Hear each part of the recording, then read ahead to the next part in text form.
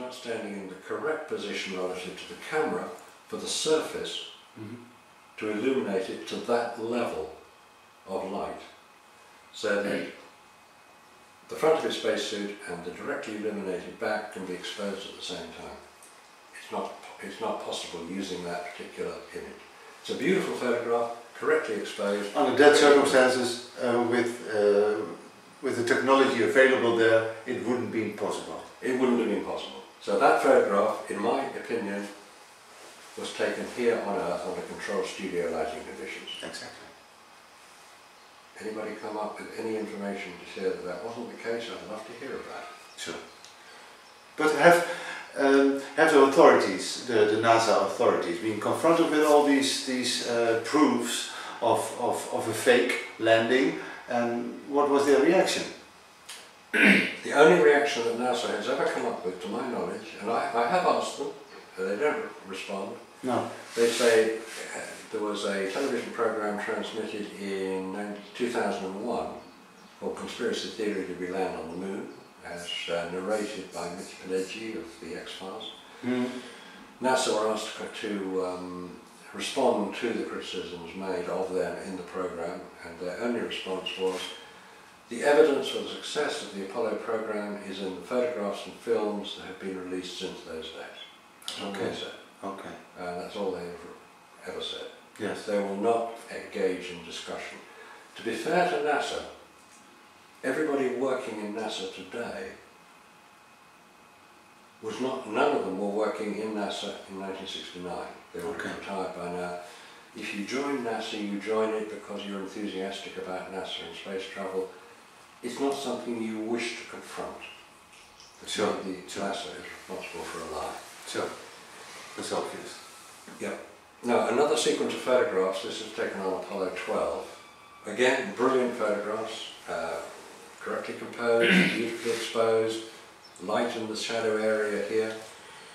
Looking at the detail in the visor of the astronaut who took the photograph, you can see, it is a little difficult, but you can see that his hand is not near enough to the camera to press the shutter. Which is odd that he then took the photograph. So yeah, possibly this is a double exposure. But also with these big gloves on, it must be very hard to make such subtle movements and operate a photo camera. Yeah, because you can't feel through no, the exactly. gloves. This is another photograph, again showing the same sort of thing. And looking into the visor again, you see a row of lights. What are these doing?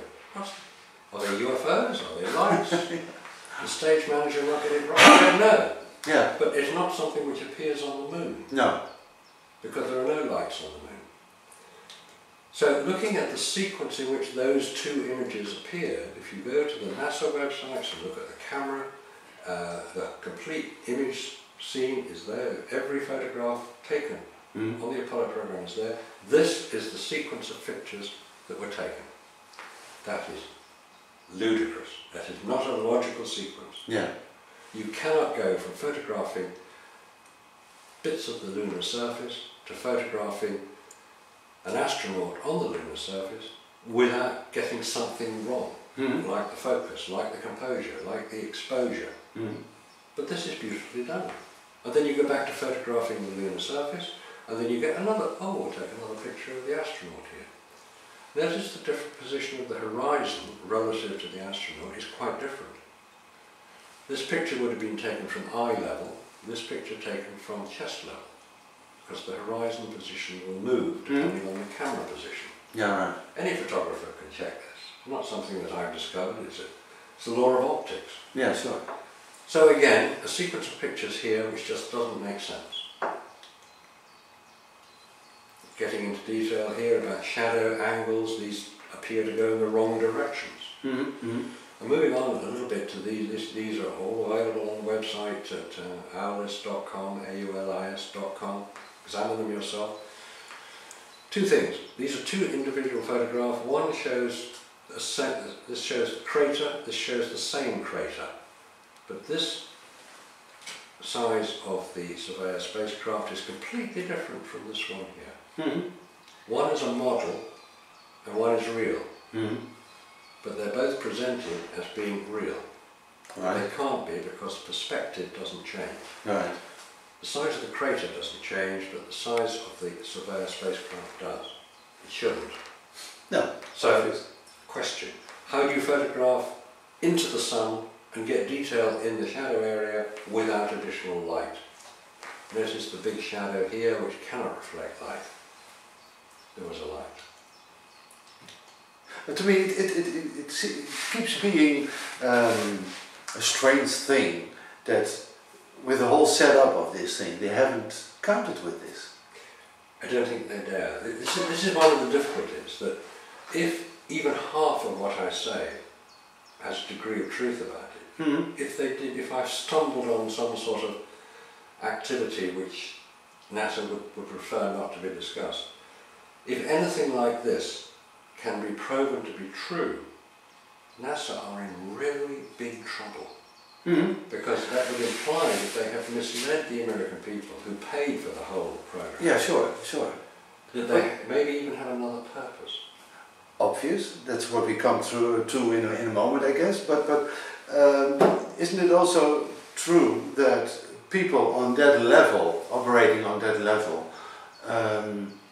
have a very, I must say that, a negative idea about the intelligence of the normal people? That they are so super intelligent and intellectual that they think that normal people won't even look at these things. They won't believe what they are being put in front of, and a matter of mindset, let's say. It's the arrogance of power. That's what I mean. Yeah. That's what I mean.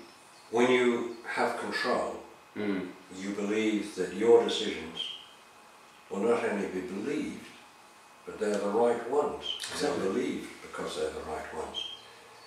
And for many years this was the case, that the authority was the church. They make pronouncements, and because you know better, because you can't read and write, you will agree with your priest that what he says is what goes. Yes. As we become better educated, we can look at things and challenge them. Exactly. And because we challenge them, the arrogance of power says, this cannot be right. These people must be deluded. These people must be plotting against us. We must eliminate them. Yeah. This is, again, the arrogance of power, because there are far, far fewer people who have power than don't. There are many more of you and me and the listeners of this program than there are people making decisions about it. As regards the Apollo program, how many people would have actually known that there was manipulation taking place? Maybe 50, tops. At least the ones who were connected with setting up the whole official thing. Yeah, because there would come a point in the mid-60s where somebody would have come to the conclusion that landing a man on the moon live on television, because that's how it's going to happen, was so risky that there was no way that we could that they could ensure the safe return of those people from the lunar surface. Yeah. So if you can't make it, you fake it. Because to have an astronaut die live on camera is not what anybody wanted. No, exactly. But do you think, after all these fake operations, that they've ever been there? No. Never? I don't think man has landed on the moon. Okay. Unmanned craft have landed on the moon. That's not disputed.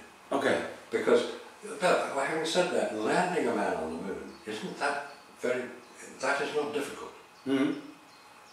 Getting to the moon isn't that difficult. Landing a man on the moon actually is probably not that difficult. The real problem is getting him back. Yes. And the real problem in that is not so much the rockets. Yes, you could launch from the moon, that's not that difficult. Landing on Earth is the difficult part. We saw what happened to the Challenger space shuttle, the Columbia space shuttle. We saw what happens if you get your entry into the Earth's atmosphere wrong, you burn up. Coming back from the moon, you're travelling at a higher speed.